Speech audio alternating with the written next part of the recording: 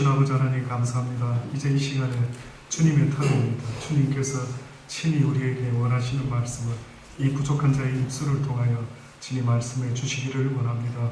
그리고 듣는 이들의 가슴 속에 성령의 은혜와 역사 가운데 듣고 깨달을 수 있게 하시고 뿐만 아니라 아멘으로 화답할 수 있는 귀한 시간이 되게 하여 주옵소서. 예수님의 이름으로 기도합니다. 아멘. 미국 그 자동차 왕 헨리 포드라는 유명한 사람이 있죠. 우리 호주에도 포드 자동차 한번 타보신 적 있습니까? 저는 호주에 와가지고 택시에 쓰던 유학 시절에 LPG 차, 포드 차를 한번 처음으로 써봤습니다.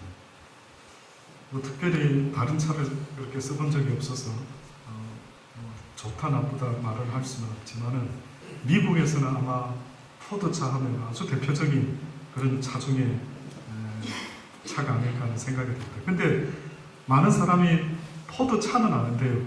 그 포드차를 시작한 헨리 포드라는 사람에 대해서는 잘 아마 모를 겁니다. 그가 성공하고 이제 은퇴를 앞두고 있었을 때에 그가 고향에다가 조그만한 집 한 채를 지었다고 합니다. 근데 주변 사람들이 그 지은 집을 보니까 대기업 총수가 살기에는 너무 불편할 것 같은 너무 아담한 집인 겁니다. 그래서 사람들이 이거 너무 초라하지 않습니까? 조금 더 그래도 품위가 있고 가오가 있는데 어떻게 포드의 총수가 그게 비하면 너무 사이즈가 좀 그렇습니다. 아마 주변에서도 좀 권면해서 좀 더 규모 있게 해도 충분한데 왜 이러십니까? 라고 아마 했던 모양이죠. 근데 그때 그 포드라고 하는 그분이 뭐라고 이야기를 했느냐면 가정은 건물이 아니지 않습니까? 비록 작고 초라하더라도 예수님의 사랑이 넘친다면 그것이야말로 가장 위대한 집이겠죠. 그렇게 말했더라는 겁니다. 그 사람이 죽고 나서 그 사람의 헨리 포드의 기념관에 가면요 이런 글이 쓰여 있답니다. 헨리는 꿈을 꾸는 사람이었고 그의 아내는 기도하는 사람이었다. 5월은 가정의 달이라 하지 않습니까? 많은 사람들이 어떻게 보면 얼떨결에 가정을 이루는 것 같아요. 얼떨결에.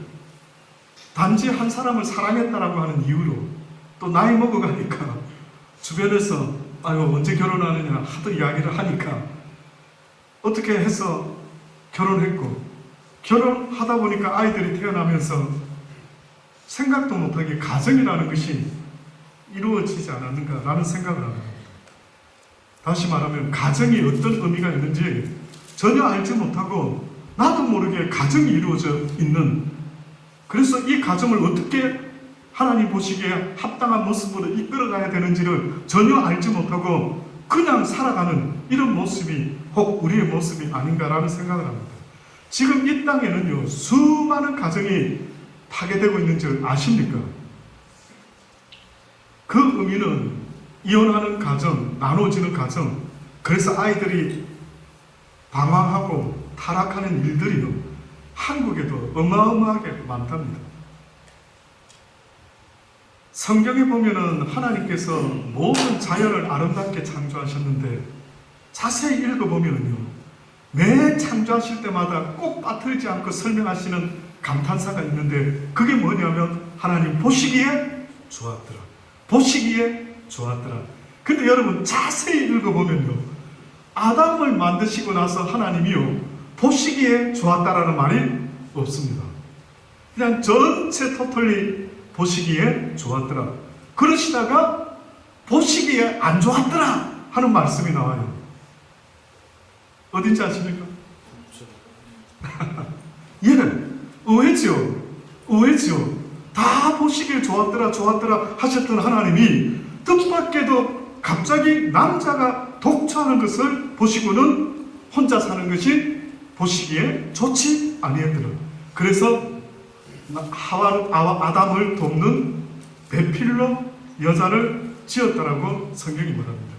그래서 모든 신학자들이요 공이 인정하는 게 뭐냐면은 하나님이 태초에 만든 공동체가 있다면은 그것은 바로 가정이다. 동감되십니까? 하나님이 만드신 첫 번째 사회, 첫 번째 공동체, 그것은 바로 가정입니다. 다시 말하면은 아담이 필요하다고 말한 적이 없단 말이죠. 아담이 보기에 안 좋았다라고 말한 적이 없는데 단지 하나님이 갑자기 보시기에 좋지 못했다라고 하시면서 아담을 돕는 배필을 지음으로 한 가정을 만들게 하시지 않았습니까? 그런데 인류 태초의 가정이요 깨지고 말았습니다. 아담은 하나님으로부터 말씀으로 지어진, 그리고 육신은 흙으로 지어졌죠. 근데 뜻밖의 하와라고 하는 아내는요 어떻게 지어졌는 줄 아십니까? 아담의 갈비뼈로 지으셨죠. 그래서 어떤 면에서는요 인류 태초의 가족의 구성은요 혈육 간의 관계였다. 제가 고민이 되더라고요. 아버지, 어째서 모든 걸 보시기에 좋았더라 하는데 유독 왜 하나님의 형상을 따라 지음받은 인간이 태어났을 때 참으로 보시기에 너무너무 좋았더라 라고 말씀하셔야 당연한데 어째서 말없이 넘어가셨다가 오히려 독처하는 것이 보기 좋지 않다라고 왜 나중에서야 뒤늦게 그런 생각을 하셨는지요. 뭔가 이것에 하나님이 우리에게 주고자 하는 어떤 뜻이 있으십니까?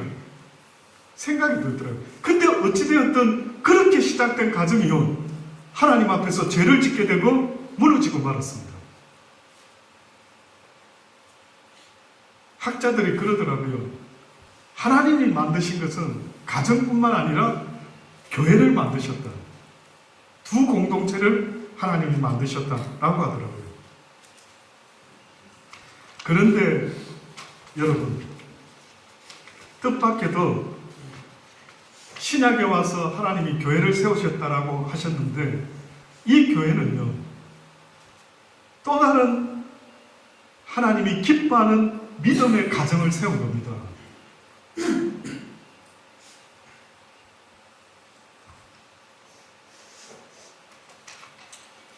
한번 들어보십시오.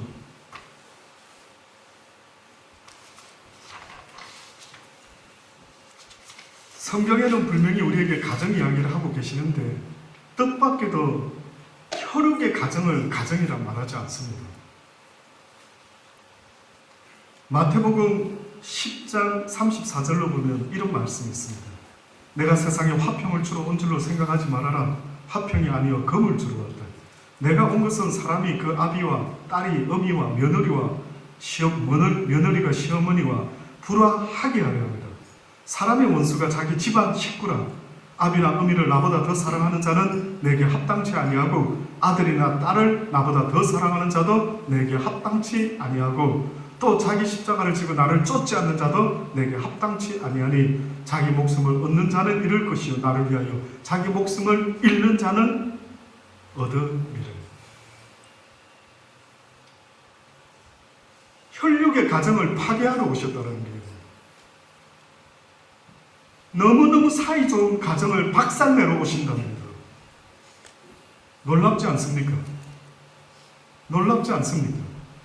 하나님을 중심으로 화목된 가정이면 모르겠는데 하나님을 중심으로 하는 가정이 아닌 가정은 하나님이 박살을 내겠다라고 오히려 원수 집안이다라고 이렇게 말씀하고 있는 겁니다. 누가복음 12장 49절로 내가 불을 땅에 던지러 왔노니 이 불이 이미 붙었으면 내가 무엇을 원하리요?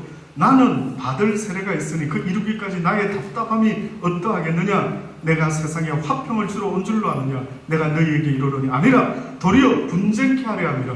이후로부터 한 집에 5사람이 있어 분쟁하되 셋이 둘과 둘이 셋과 하리니 아비가 아들과 아들이 아비와 어미가 딸과 딸이 어미와 시어머니가 며느리와 며느리와 시어머니가 분쟁하리라.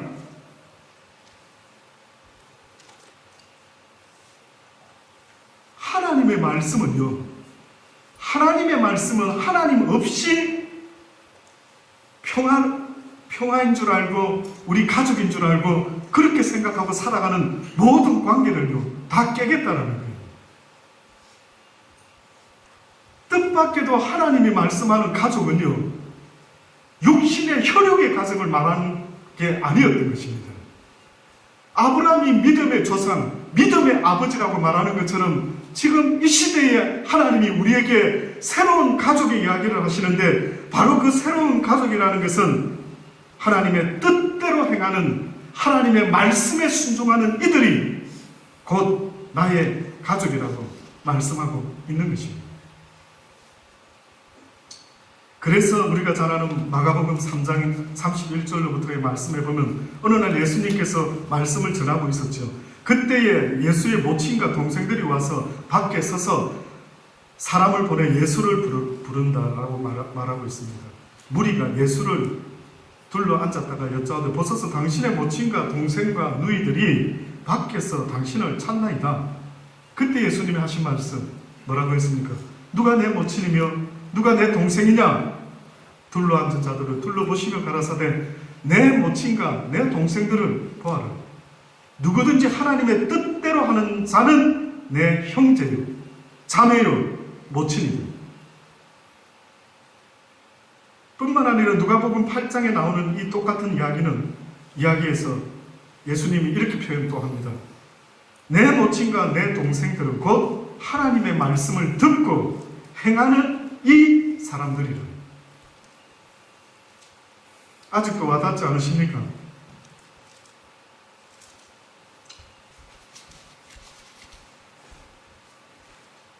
아내들아 남편에게 복종하라. 이는 주 안에서 마땅하다. 잘 들어보셔야 될 겁니다. 남편들아 아내를 사랑하며 괴롭게 하지 말라. 자녀들아 모든 일에 부모께 순종하라. 이는 주 안에서 기쁘게 하는 것이라. 아비들아 너희 자녀를 경록히 하지 마라. 낙심할까 함이라. 종들아 모든 일에 육신의 상전에게 순종하되 사람을 기쁘게 하는 자와 같이 눈가림으로 하지 말고 오직 주를 두려워하여 성실한 마음으로 가라. 무슨 일을 하든지 마음을 다하여 주께 하듯 하고 사람에게 하듯 하지 말라. 이는 유업의 상을 주께 받을 줄 알미라. 너희가 이 땅에서 살아가는 모든 삶의 이유가 주님 때문에 되어야 된다. 주님 때문에 아내를 사랑하고 주님 때문에 남편을 사랑하고 주님 때문에 자식을 사랑하는 것이지 주님 때문에 권세진 자에게 순종하는 겁니다.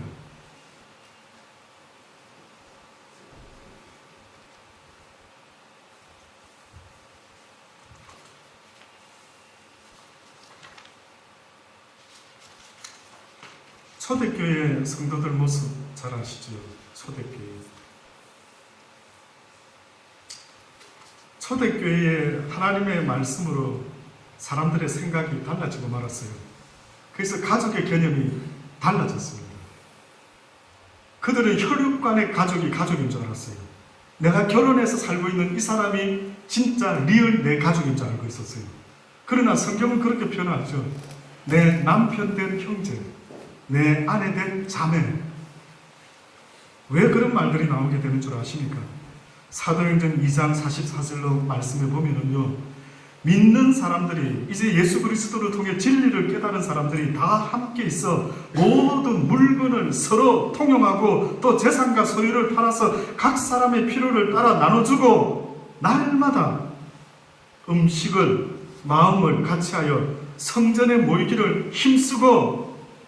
성전이 자기 집입니까? 집에서 떡을 떼며 기쁨과 순전한 마음으로 음식을 먹고 하나님을 찬미하며 또 온 백성에게 칭송을 받으니 주께서 구원받는 사람을 날마다 더하게 하시니라. 저는 호주에서 살아보니까요, 떨어져 있는 육신의 부모 형제보다 저에게 형제 동생은 여러분입니다. 왜 그게 아직 와닿지 않습니까? 교회의 사람이라고 남처럼 생각하고 있지만은, 그래서 교회가 찢어지고 나누어지고 온갖 분쟁이 일어나는 것은요, 내 형제라고 생각했다면 그렇지 않죠.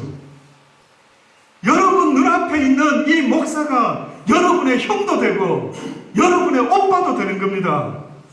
여러분이 내 동생이 되는 거예요. 누구에게는 아버지가 되고 누구에게는 할아버지가 되는 겁니다. 육신의 관계만, 혈육 관계가 내 친할아버지, 친손자.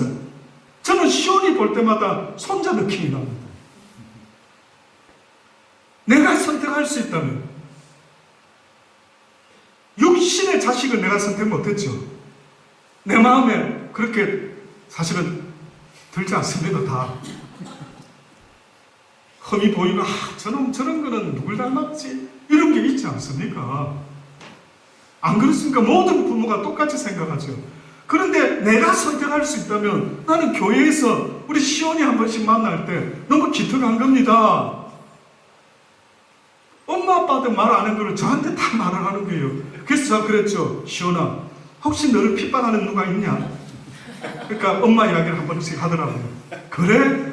목사님한테 이야기해라. 목사님이 엄마보다 힘이 셀 것 같아. 혼내줄 수 있지 않느냐? 목사님 나이도 더 있고 하니까. 그러니까 그런 힘든 일이 있으면 혼자 고민하지 말고 목사님한테 이야기해라. 저는 이때까지 하나님 앞에서 여러분을 대할 때 내 동생, 내 후배도 단어가 별로 마음에 안 들어요. 내 동생, 내 여동생, 남동생, 내 동생이 저렇게 신학하려고 애를 쓰고 저렇게 선교하려고 애를 쓰면, 그러면 내 동생 같으면 내가 어떻게 대할까 생각해보죠. 그래서 하나님 앞에 부끄러움 없이 나름대로 도울 수 있다면 돕고 하는 겁니다.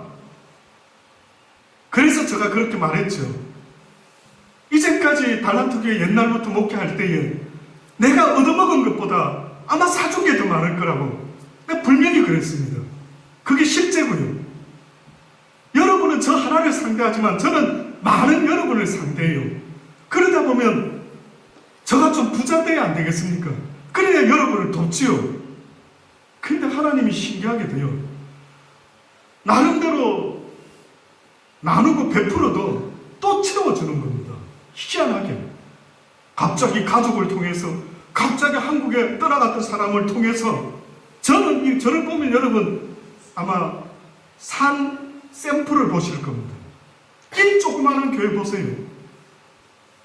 길을 쓰고 헌금도 모은다고 모아집니까? 모아지기도 하고. 그저 굶어 죽을 것 같았는데, 에라, 어차피 이렇게 어려운 가운데 이렇게 주거나 저렇게 주거나 하나님이 기뻐하는 일이 있다면은, 그래서 저는 언젠가 하나님 앞에서 이용호야, 네가 정신을 차리고 지금 내 말을 똑똑히 기억하라 하신 게 있었어요. 그게 뭐였느냐 하면, 네가 입술로 내 사랑을 말하지 말아라. 입술로만. 한 손에 바이블을, 한 손에 사랑을 들고, 너에게 육신의 혈육은 한국에 있을지 몰라도 나의 자녀들은 지금 네 곁에 있지 않느냐. 보이는 형제를 사랑하는 것이 곧 하나님에 대한 사랑이라고 하셨는데, 만나고 함께 모이는 이 교회 안에서의 여러분이 어떻게 보면 나의 친형제요, 나의 친동생으로 대하는 것이 마땅하지 않겠습니까? 저는 우리 교회가 크지고 뭐 해서 막, 야, 진짜 대단하게 저는 지금까지 목회하면서 자비랑으로 그렇게 굶어 본 적도 없고요. 함께 해서 재정이 더 늘어나서 이제 더 좋은 일만 막 생길 거, 그렇게 기대하지는 않습니다. 단지 그들에게 하나 설레이는 것은 우리의 이 귀한 하나님의 공동체가 그들에게, 어머, 저런 사람들도 저기 있었네. 어머, 어떻게 우리가 참 초대교회처럼 칭송받을 만한 저런 신앙생활 하는 사람들이 저기 있었네. 보여주고 싶은 겁니다. 그래서 요 최근에 제가 계속해서 여러분에게, 여러분은 과연 어떤 도구가 되기를 원하느냐, 여러분의 역할은 뭐가 되기를 원하십니까? 저는 여러분이 하나님께 저도 쓰임받는 도구가 되기를 간절히 주의 이름으로 축원하는 것입니다. 기왕이면 사랑의 도구가 되십시다. 기왕이면 평화의 도구가 되십시다. 어차피 잠깐 살다가 아버지 앞에 갈 터인데 그때 아버지 앞에 할 말이 있기를 바랍니다. 나도 어려웠지만 그때 아버지 내가 그런 것은 주님 때문이었다라고 그렇게 말해야 되는 것입니다. 그래서 오늘 본문의 성경에도 자녀들아 너희 부모를 주 안에서 순종하라. 이것이 옳으니라. 내 아버지와 어머니를 공경하라. 이것이 약속 있는 첫 계명이라. 이 모든 건 주 안에서입니다. 이는 내가 잘되고 땅에서 장수하리라. 또 아비들아 너희 자녀를 노엽게 하지 말라. 오직 주의 교훈과 훈계로 양육해라. 다시 말하면 네 뜻대로 자녀를 가르치지 말아라. 하나님의 자녀라고 말하는 거예요. 모든 게. 그러니 모든 것이 주님 안에서 주님 때문에 주의 자녀, 너도 주의 자녀, 그도 나의 자녀라는 사실을 잠시도 잊어버리지 말아라는 거예요. 그러니 저 입장에서는 나도 하나님의 종, 하나님의 아들이라 이렇게 말한다면 여러분도 하나님의 아들인 겁니다. 여러분도 하나님의 딸인 것입니다. 그러니 하나님이 말씀하는 것은 네가 마땅히 사랑할 네 육신의 부모 형제들을 사랑하면 그는 나하고는 아무런 관계가 없다.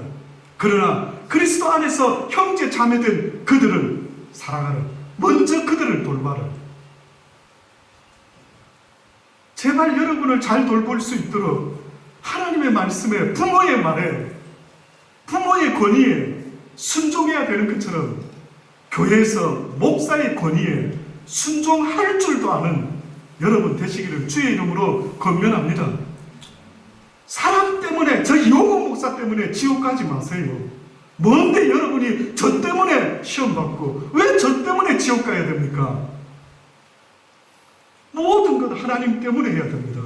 그래서 오죽했으면 하나님이 세상의 권세진 자들에게도 순복하라. 누구 때문에? 하나님 때문에 그렇게 하라는 거예요. 내 남편이 아무리 보잘것없고 내 남편이 아무리 무식해 보이고 하다 하더라도 주님 때문에 사랑하는 겁니다. 내 자식을 함부로 대하고 싶어도 내 스타일로 가르치고 싶어도 주님 때문에.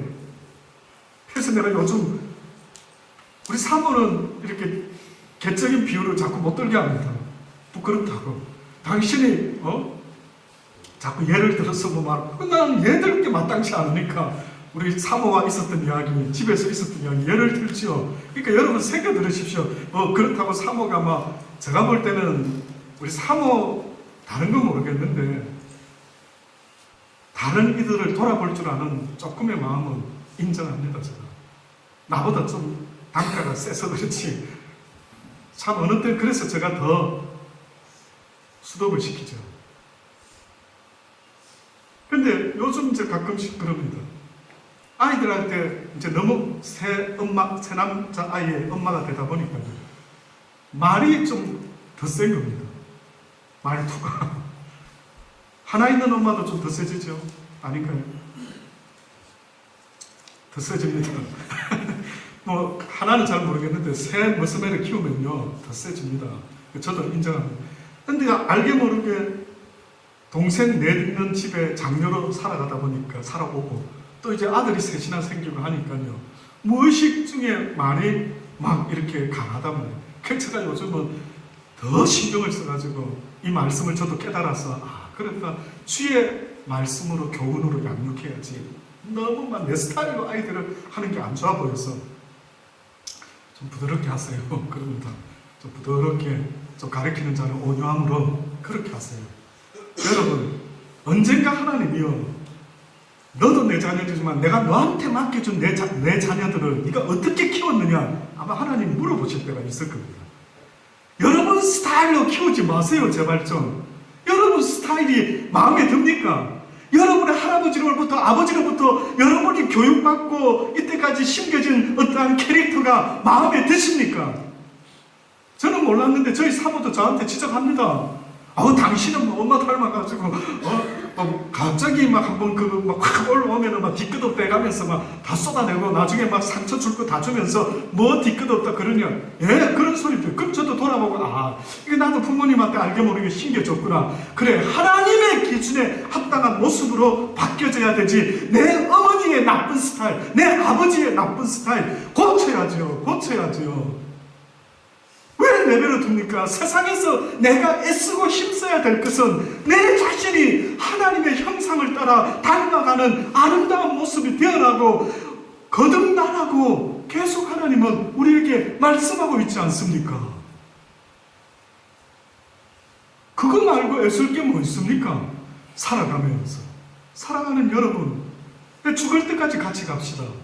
우리 죽을 때까지 진짜 하나님이 달란트 교회를 떠나서 뭐 어디로 가라, 그런 뭐가 막 아브라함의 명령같이 있으면 몰라도 저는 저와 여러분을 만나게 하신 하나님의 뜻을 이루는 그날까지 사랑으로 서로 한 가족이 되어 서로를 위해주고 서로를 챙겨주고, 저가 뭘 그렇게 모든 걸 잘합니까? 저가 뭘 그렇게 대단하겠습니까? 저도 부족한 것 천지인데 어느 때는 깨달으면 깨달을수록 야, 내 같은 목사가 다 있네. 이런 목사도 그래도 목사라고 이렇게 함께하는 여러분이 어느 때는 대단합니다. 나 같으면 떠날 수도 있겠는데 이렇게 함께하는 여러분이 참으로 대단합니다. 이제 새로 오는 새 가족들이 있을 겁니다. 몇 가정이 오게 될지 저도 모릅니다. 그러나 제가 마음에 드는 거는요, 다른 복잡한 거는 막 그냥 대충 넘어가고 싶고요. 딱 한 가지, 하나님이 붙여주신 분이라 믿어 의심치 않고 새로운 가족들을 보내주셨다라고 생각하고요. 우리 정재가 태어나기 전부터 우리 승재가 가정예배드리면 그때마다 했던 기도, 하나님 새로운 패밀리 멤버가 올 터인데 태어날 터인데 아프지 않고 정상적인 그런 아이로 태어날 수 있도록 해달라고. 우리 정재는 기억해야 될 겁니다. 특히 우리 승재가 왜 그런 기도를 할 때마다 하더라고요. 참 신통하더라고요. 어떤 분들이 올지 저희는 모릅니다. 혹시나 상처받고 힘들고 마음이 아프고 그동안 어떤 우리가 알지 못하는 그런 사람들이 만약에 있다 한다면 우리가 아는 그 하나님의 사랑으로 그들을 섬겨주고 싸매줄 때에 하나 될 수 있으리라 믿으시지 않습니다. 기도하십시오.